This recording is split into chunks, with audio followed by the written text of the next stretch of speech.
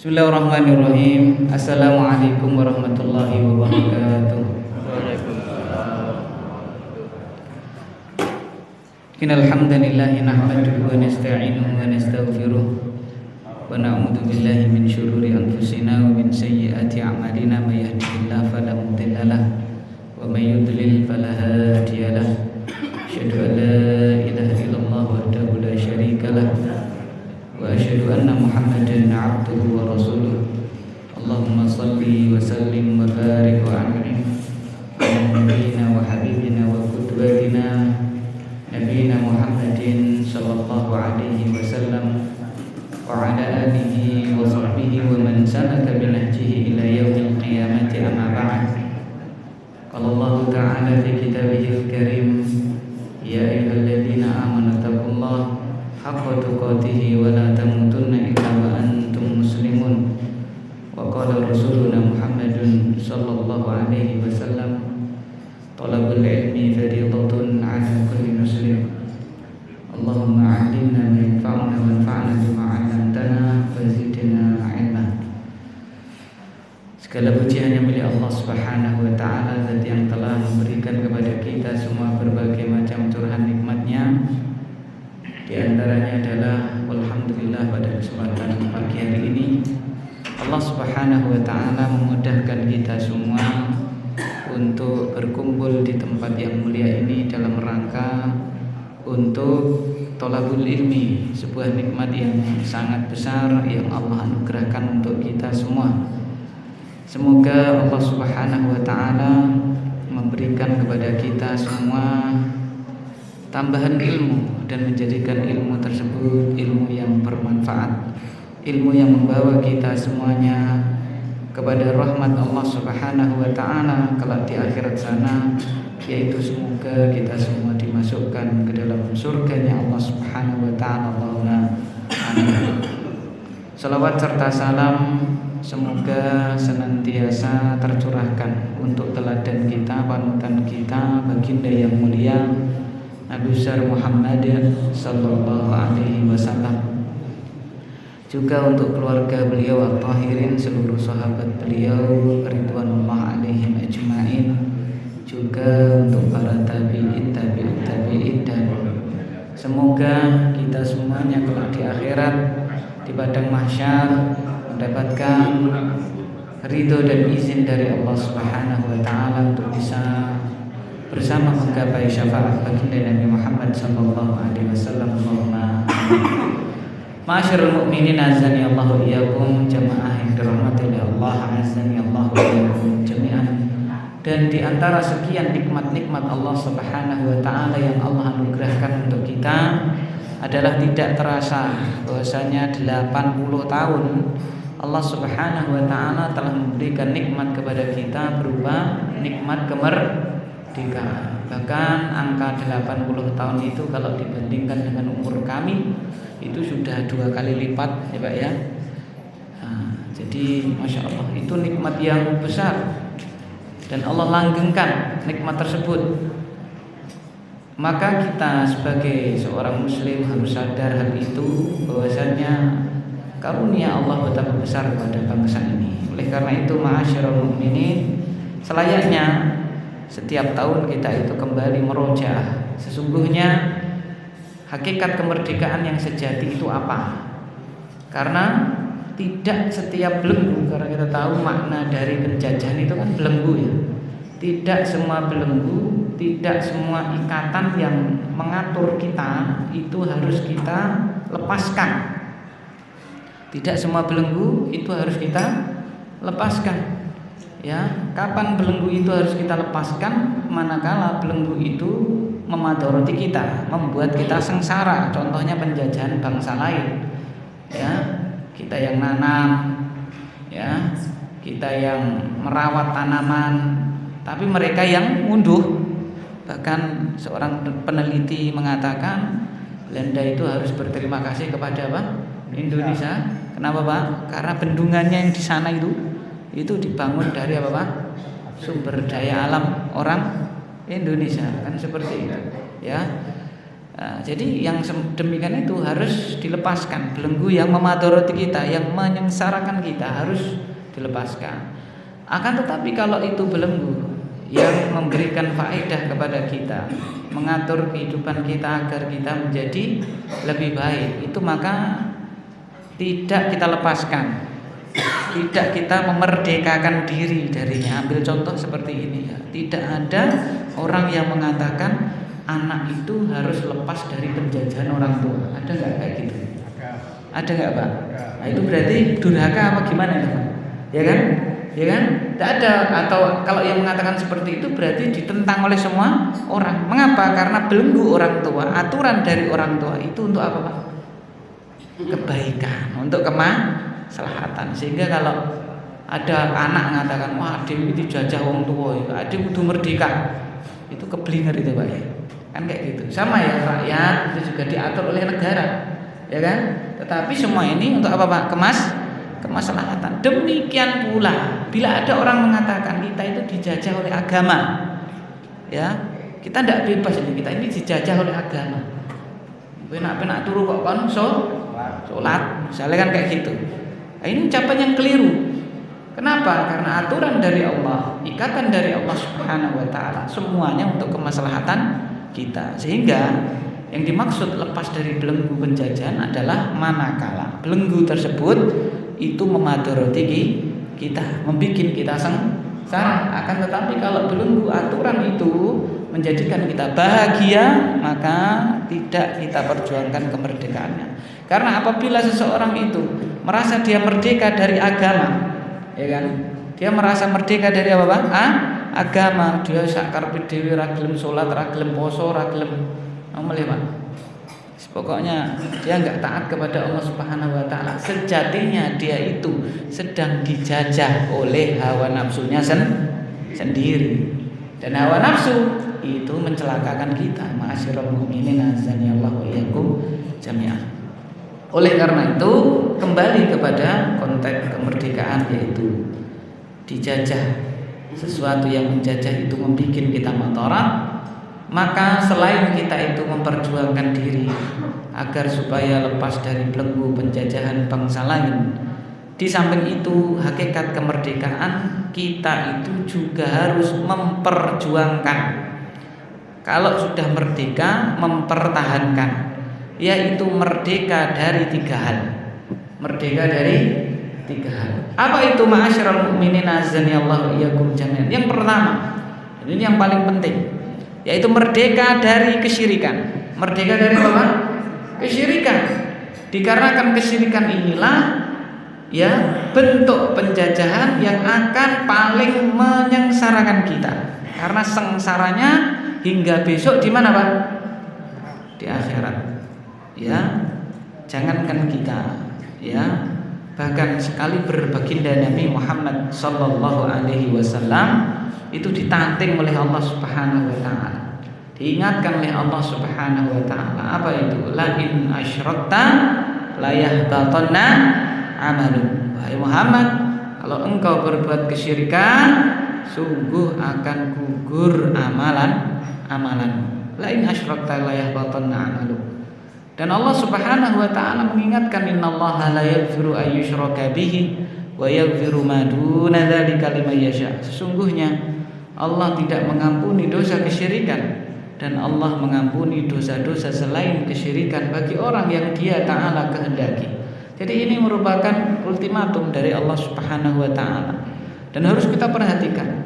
Karena kita hidup, ma'asyiral mu'minin azanillahu iyyakum jami'an, di zaman yang mana ya segala sesuatu itu difasilitasi, ketaatan difasilitasi, tauhid juga diberi fasilitas yang cukup. Tapi sebaliknya juga sama Pak ya, kesyirikan juga Bapak mendapatkan fasilitas yang memadai. Sehingga kita berhati-hati. Manakala itu kesyirikan kepada Allah Subhanahu wa taala, maka kita harus stop. Ya, jangan sampai apapun itu casingnya, apapun itu ya bungkusnya, tapi kalau itu sudah mempersekutukan Allah Subhanahu wa taala, jangan sampai kita ikut-ikut di sana. Karena penghambaan kepada Allah Subhanahu wa taala saja ya memurnikan ibadah memurnikan penghambaan hanya kepada Allah, itulah hakikat kemerdekaan yang sejati. Sebagaimana diungkapkan oleh Syekh Muhammad bin Shalih Al-Utsaimin, beliau mengatakan al-ubudiyatu lillahi hiya haqiqatul hurriyah, faman lam yata'abbad lahu kana 'abidan li ghairi. Beliau mengatakan al-ubudiyatu lillahi hiya haqiqatul hurriyah, menghambakan diri hanya kepada Allah Subhanahu wa taala, itulah hakikat kemerdekaan. Faman lam yata'abbad lahu, barang siapa yang tidak memurnikan keibadahan hanya kepada Allah Subhanahu wa taala, berarti dia menjadi hamba, menjadi budak selain Allah Subhanahu wa taala. Berarti dia dijajah oleh selain Allah Subhanahu wa taala. Ya, Allah Subhanahu wa taala juga mengingatkan kita di dalam surat Al-Ahqaf ayat yang ke-5 hingga ayat yang ke-6.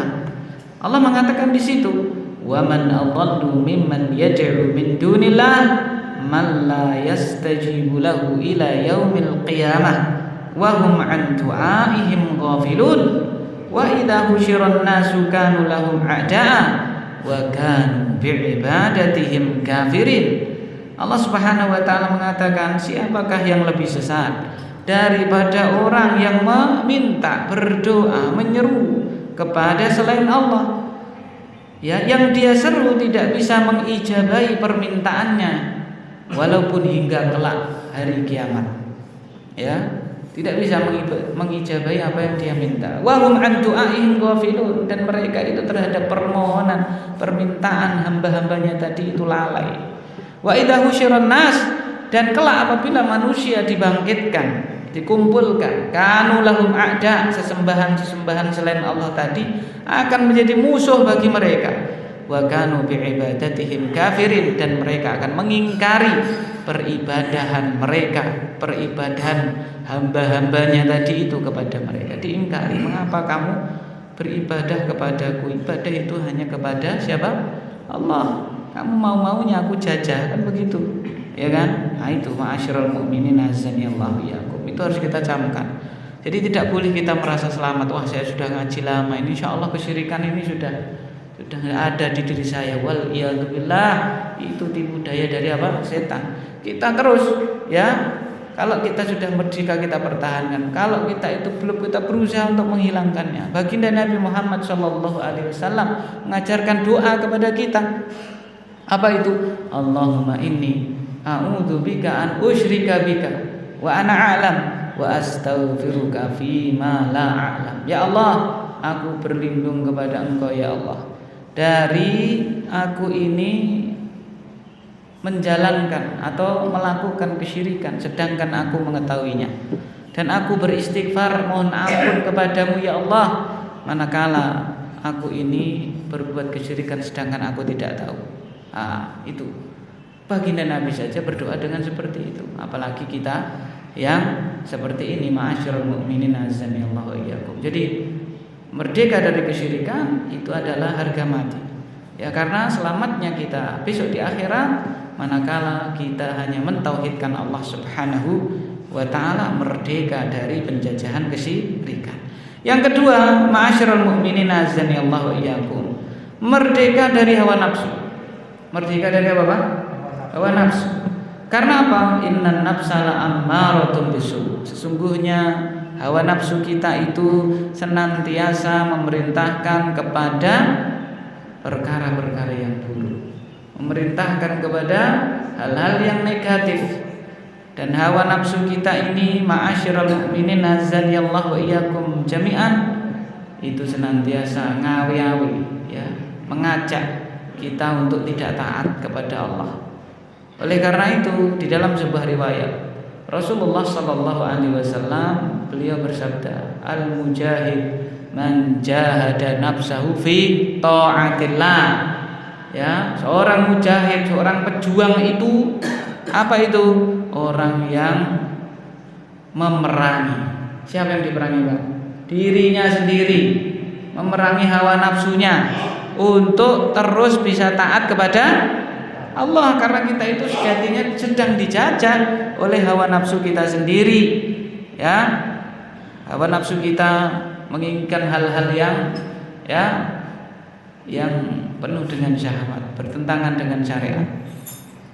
Misalnya ambil contoh yang ngaji pilih jam terus ora setengah menit. Kan gitu. Ya kan? Hawa nafsu kita ngawe-awe. Ya. Gindang rampung contoh. Ya kan? Itu hawa nafsu kita. Kita masuk ke masjid, hawa nafsu kita ya langsung lungguh wae maupun dadak tahiyatul masjid. Ya. Ketika adzan hawa nafsu kita iji adzan. Nanti saja, ya, rodok mepet apa? Koma. Atau masjid Al-Ikhlas komate suwe, kan gitu kan? Nah, itu hawa nafsu kita, ya. Hawa nafsu itu menginginkan hal-hal yang ibaratnya itu tidak utama, ya kan? Oleh karena itu dikatakan oleh para ulama, malaikat itu dibekali oleh Allah Subhanahu wa taala akal, tidak diberi hawa nafsu. Sehingga tidak ada ceritanya malaikat itu bermaksiat. Kalau ada malaikat maksiat itu film tok untuk merusak apa itu Pak? Akidah. Wong yang bilang Allah kok la ya'sunallaha ma amarahum wa yaf'aluna ma yu'marun. Malaikat itu tidak pernah bermaksiat kepada Allah dan malaikat itu senantiasa melakukan apa yang diperintahkan kepada mereka. Kenapa mereka tidak pernah bermaksiat kepada Allah? Dikarenakan tidak memiliki apa? Hawa nafsu. Sebaliknya hewan itu Allah beri hawa nafsu, tidak Allah beri apa? Akal. Ya, kalau malaikat hanya diberi akal, tidak diberi hawa nafsu. Kalau hewan diberi hawa nafsu, tidak diberi akal. Oleh karena itu kalau ada emprit nyolong gabahe Pak Tani itu, nyolong apa Pak? Di sawah itu emprit, dosa napa mboten Pak? Dosa apa enggak? Karena hanya diberi apa Pak? Hawa nafsu, tidak diberi apa Pak? Akal. Ya kan? Seperti itu. Kucing nyolong greh, ya. Dosa apa ora wis? Nah, kan seperti itu. Manusia diberi dua. Apa Pak? Ya diberi hawa nafsu, ya diberi apa Pak? Akal. Maka barang siapa yang akalnya bisa mengalahkan hawa nafsunya, derajatnya lebih tinggi daripada malaikat. Buktinya apa Pak? Siapa yang membuka surga Pak? Pintu surga itu dibuka siapa? Manusia atau malaikat? Pintu surga besok itu yang buka siapa? Kanjeng Nabi Muhammad SAW. Yang pertama kali masuk surga siapa Pak? Kanjeng Nabi Muhammad SAW. Diangkat lebih tinggi daripada makhluk-makhluk yang mulia, yaitu para malaikat. Mengapa? Karena dia merdeka, ya, dari apa Pak? Penjajahan hawa nafsu. Ma'asyiral mu'minin azani Allah wa iyyakum jami'an. Allah Subhanahu wa taala di dalam Al-Qur'an, ma'asyiral mu'minin azani Allah wa iyyakum, mengisahkan, ya, dialog Allah dengan Nabi Daud alaihi salam. Allah Subhanahu wa taala mengatakan di situ, "Ya Daud, inna ja'alnaka khalifatan fil ardh fahkum bainan nas bil haqq wa la tattabi'il hawa fayudillaka an sabilillah."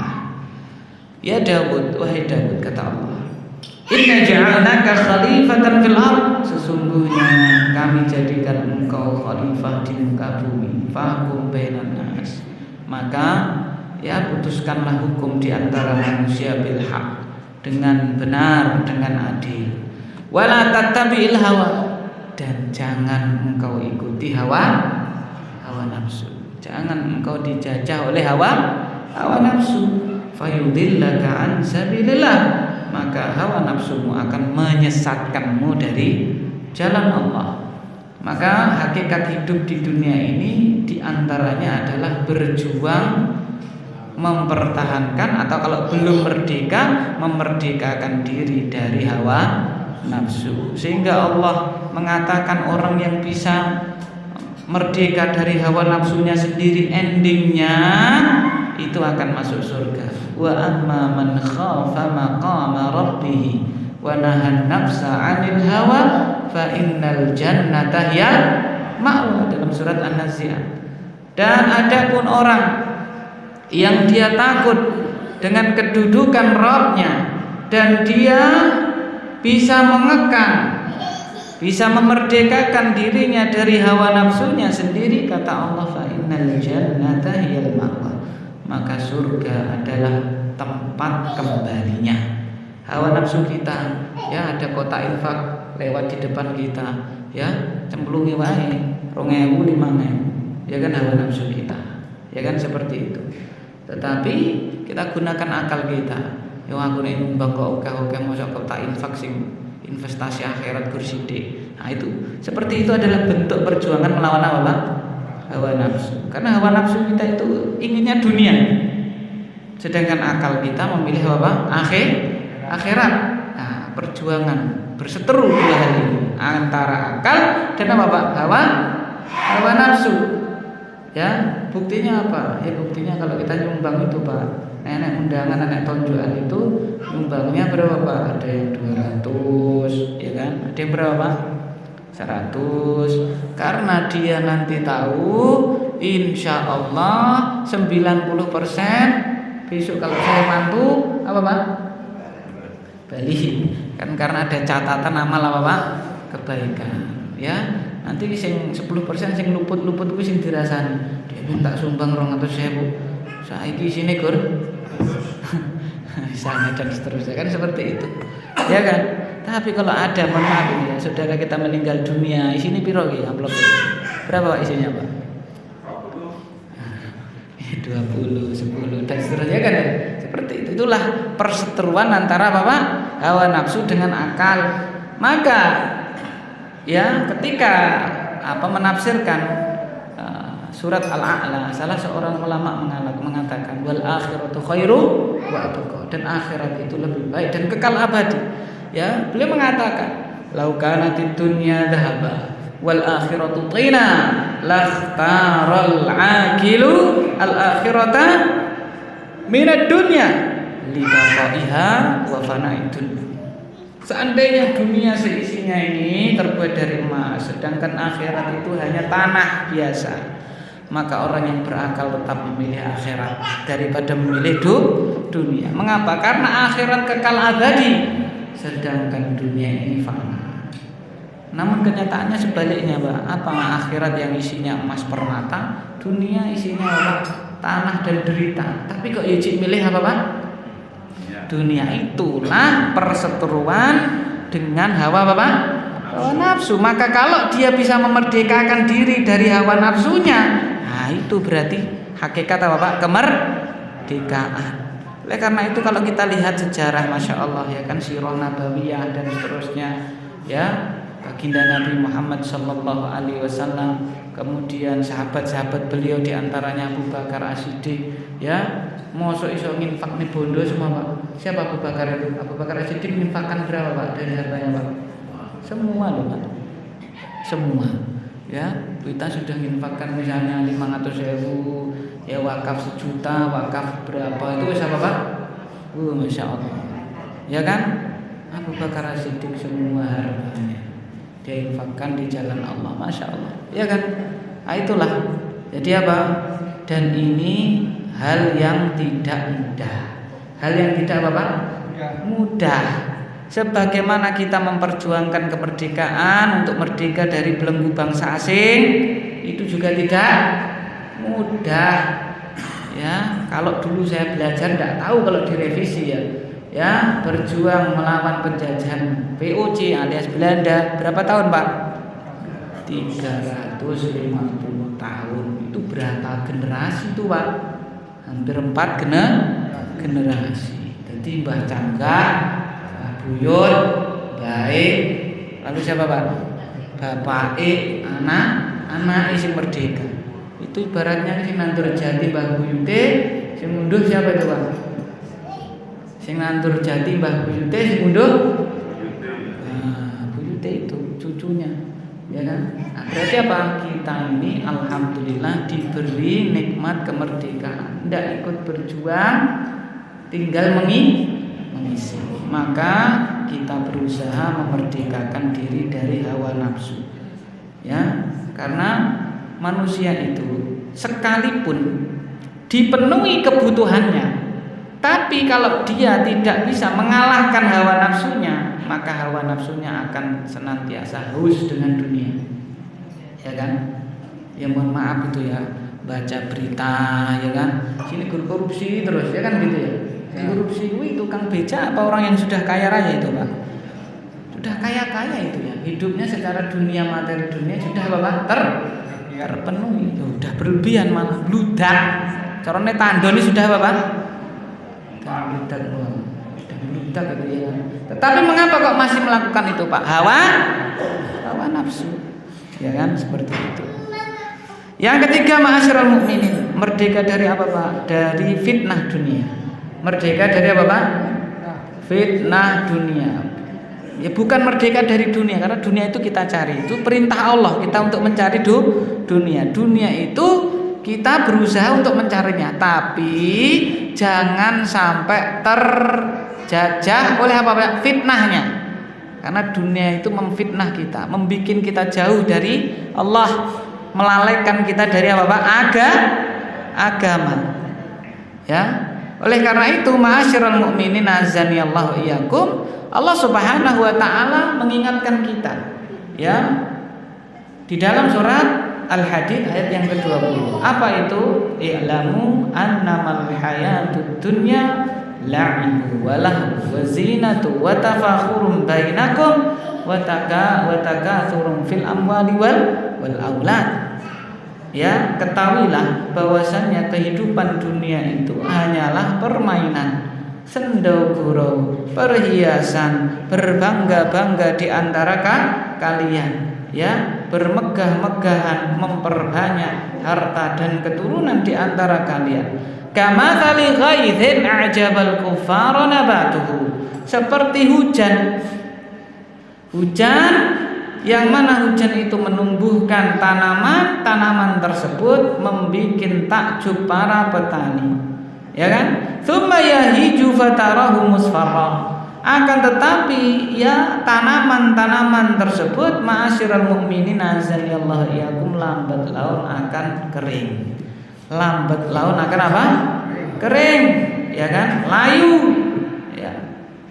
Tsumma yakunu hutama, menguning, lalu dia menjadi hancur, menjadi mati, menjadi rusak. Itulah hakikat dunia. Seberapapun yang kita kumpulkan, yang kita tumpuk-tumpuk, ya nanti ada itu diberangkas, disimpan di koper di bawah Bapak ranjang rati apa nih.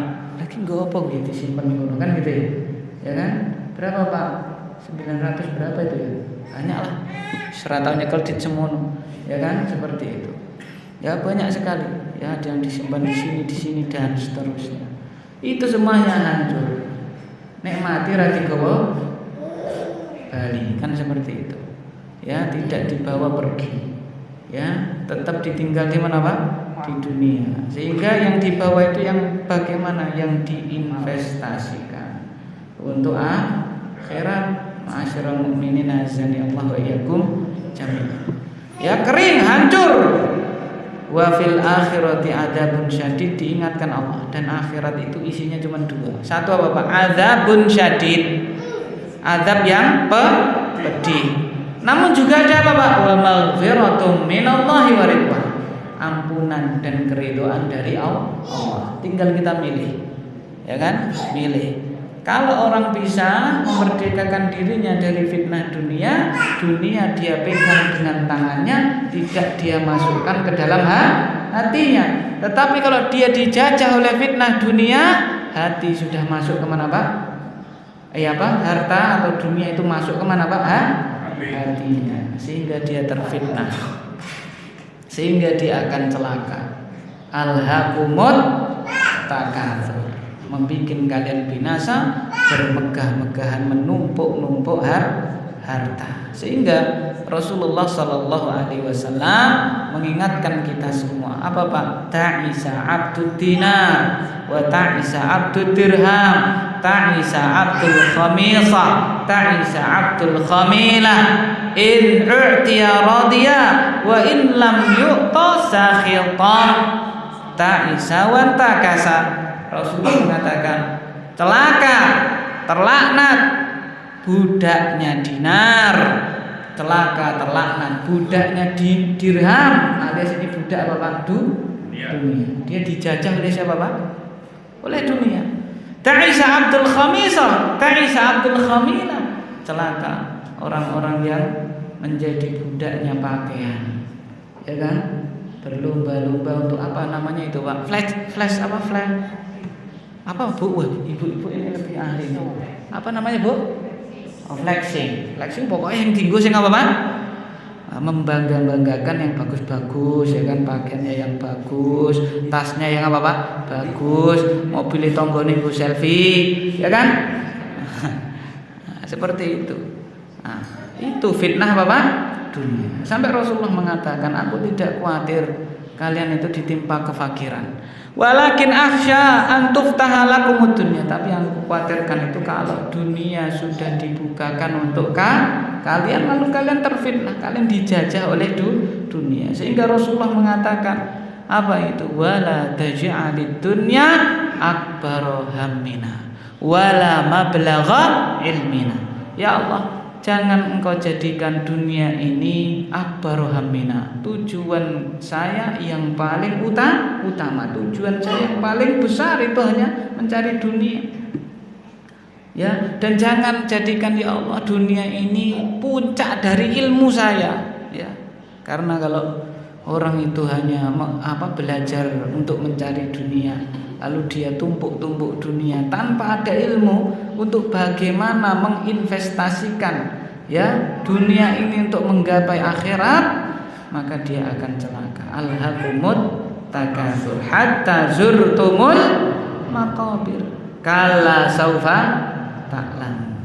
Nah, itu ma'asyiral mukminin azani Allah wa iyyakum. Jadi kita sebagai seorang mukmin, seorang muslim itu harus sadar bahwasanya perjuangan kita belum berakhir memperjuangkan kemerdekaan. Yaitu apa Pak? Merdeka dari 3 perkara. Merdeka dari kesyirikan, merdeka dari hawa nafsu, dan merdeka dari fitnah dunia. Semoga Allah Subhanahu wa taala memberikan taufik, hidayah serta kekuatannya untuk kita semuanya, sehingga kita bisa mengisi kemerdekaan dalam artian merdeka dari belenggu penjajahan bangsa lain ini dengan terus berjuang untuk merdeka dari 3 hal yang telah disebutkan. Dan mari kita isi kemerdekaan kita ini yang tidak terasa sudah 80 tahun dengan hal-hal yang positif, hal-hal yang bermanfaat, hal-hal yang diridhoi oleh Allah Subhanahu wa taala. Dan mari kita sebagai seorang muslim mengisi kemerdekaan ini dengan menjalankan syariat Allah Subhanahu wa taala. Karena dengan menjalankan syariat Allah Subhanahu wa taala kelak kita akan memperoleh kebahagiaan hakiki di akhirat sana insyaallah billahi ta'ala. Wallahu ta'ala a'lam bishawab. Mungkin itu yang bisa kita pelajari pada kesempatan yang mulia ini. Semua yang benar datangnya dari Allah. Apabila ada luput dan salahnya, kami mohon maaf yang sebesar-besarnya. Subhanakallahumma wa bihamdika asyhadu an la ilaha illa anta astaghfiruka wa atubu ilaik. Wa sallallahu ala sayyidina Muhammadin. Assalamualaikum warahmatullahi wabarakatuh.